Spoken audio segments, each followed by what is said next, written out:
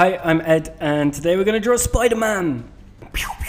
Those are web noises. Okay, so you want to start with an egg shape. It's a little bit pointy at the bottom, and then you want to replicate that shape and do it again twice inside the other one. A bit of an angle, and then we'll double those up, and you've got his eyes, and then a little flick of the nose, and that's all his face is, because he's got the mask. It's really easy. And then we'll move on to drawing the arm, big straight line going into a finger, and a couple of little sausages, and another finger that goes all the way down the arm and then down the body a little bit. Put in a little thumb, it's that classic Spider-Man hand. And the rest of his body is just big, strong, curved lines, really. So you've got a big, curvy arm and a big, curvy leg.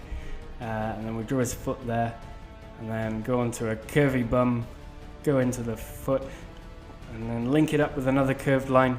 And there you go, there's his spidery body. A couple of V shapes for the top of the boots, and then just a line that sort of follows his sides.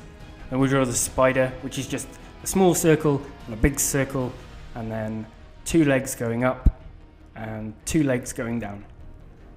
So I'm doing the suit from the new Spider-Man Homecoming movie, which is a really techie suit. It's got loads of technology in it, so just drawing all of that, drawing all the little bands that are on it. Also, you've got like a triangle one that's on the wrist there as the web shooter, and then a little one at the side where he keeps his extra web cartridges, and color that in black.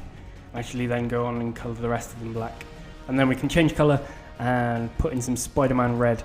He kind of looks a bit like Deadpool here, but we'll soon sort that out. Put in some classic Spider-Man blue, and there you go, a little grey bit for the web shooter.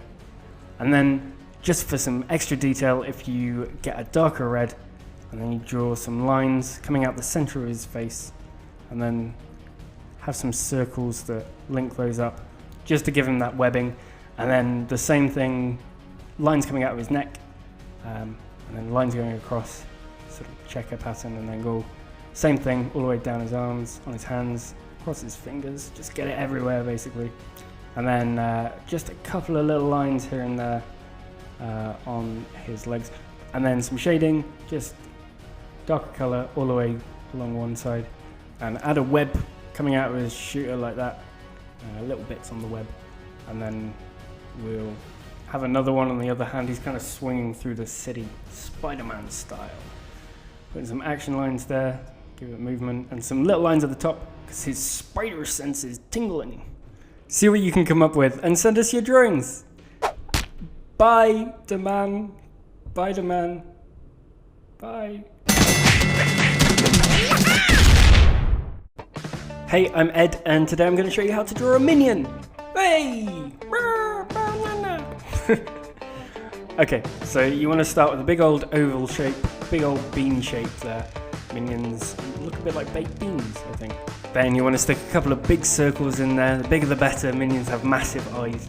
They also wear goggles as well, so you want to draw around those, outline them out. And then just a couple of little things on the side. They look like ears, but they're actually the headband of the goggles. And then some more circles inside those circles. Circles are really hard to draw, I think. It takes me a couple of goes to get them done. But there we go. And some more circles, and colour those in. And you've got big Minion eyes, big Minion peepers. And then we go for the mouth, and it's a big D shape on its side. Put in this stripe and fill in the teeth. And there's his face. And then we want to give him some clothes. So a couple of sausages coming out of his shoulders at an angle. And then some lines to draw the rest of the overalls, and a little pocket with a pointy bit at the bottom. A couple of buttons, and don't forget the little logo on the pocket there. It's kind of a C shape with 4 semicircles around it, but to be honest, it's so small, I think you could probably get away with just doing a little squiggle in there, and no one will notice. And then onto the arms. They're basically just really long floppy hot dogs with little fingery bits in the end. And a couple of curved lines to give him some gloves.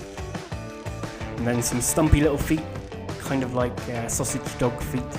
And again, some curved lines, give him some boots. And then just some flicks of the hair, and you're ready to colour him in. Big, strong, bold yellow, and blue for the overalls. And then some grey for the goggles, some big, beautiful brown eyes, and some black for the rest of it. And that's the basic colours. And then giving some shading by just getting a darker colour and going along the edges just on one side. And that just really brings it out, makes your minion look 3D, like in the movie. And then just a couple of little highlights in the eyes to make him look alive, and you're done. That's your minion. And of course the thing about minions is there's no two that look exactly the same, so why not try some variations? Like Twinions, it's double the minion fun. Or a Blingion with all the jewelry. There's a Don. Or what about a bowling pinion? Strike! See what minions you can come up with. And send them in. See ya.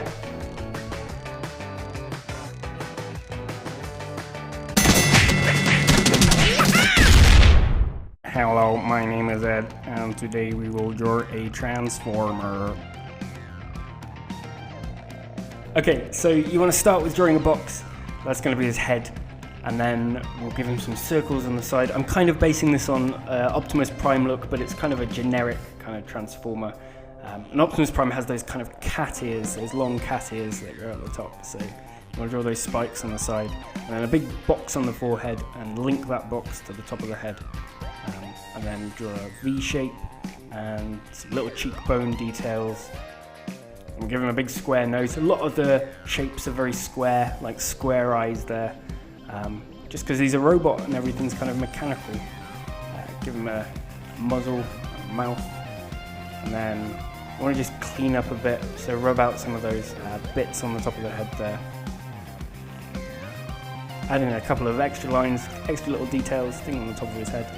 Couple of whiskers, because he's a cat, obviously, I've decided that now. And there's his helmet. Now we have some shoulder blades, just big sort of blobby shapes, but kind of square on the top. It doesn't really matter about the shape.